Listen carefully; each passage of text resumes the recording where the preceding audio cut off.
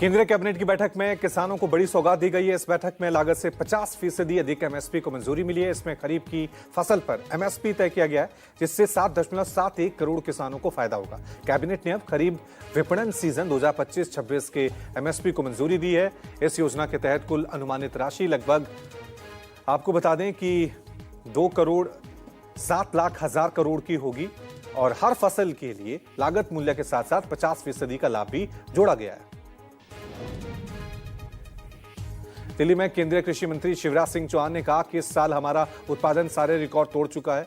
इस साल 3,539.59 lakh metric ton फसल का उत्पादन हुआ है। यह पिछले साल की तुलना में 6.5% है। इसमें 216.61 लाख मीट्रिक टन की बढ़ोतरी हुई है। इसमें चावल 1490.74 लाख मीट्रिक टन और गेहूं ऑल टाइम हाई है, 1175.07 लाख मीट्रिक टन हुआ है। वहीं मक्का का उत्पादन 422.8 लाख मीट्रिक टन है। यह भी अब सबसे अधिक है। जम्मू कश्मीर के गुलमर्ग में बोले सीएम उमर अब्दुल्ला, कहा सुरक्षा और कानून व्यवस्था निर्वाचित सरकार की जिम्मेदारी नहीं है, ये उपराज्यपाल की जिम्मेदारी है।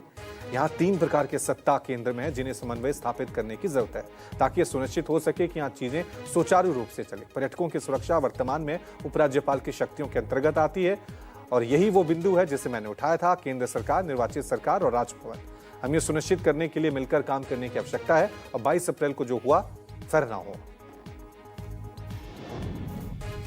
दिल्ली सरकार के 100 दिन पूरा होने पर दिल्ली की मुख्यमंत्री रेखा गुप्ता ने कहा कि दिल्ली में अब जनता द्वारा चुनी गई एक काम करने वाली सरकार आई है। मैं दिल्ली की जनता का बहुत बहुत धन्यवाद करती हूं और उन्हें कहना चाहती हूं कि आपके विश्वास और हमारे प्रयास से हमने 100 दिनों में दिल्ली के लिए प्रयास किए। बहुत सारे फैसले जो पिछली सरकारों के समय में ठीक नहीं थे, उन्हें हमने ठीक किया। केंद्र की योजनाओं को दिल्ली में लागू करने का काम हुआ है। डबल इंजन का पूरा फायदा अब दिल्ली के लोगों को मिल पा रहा है।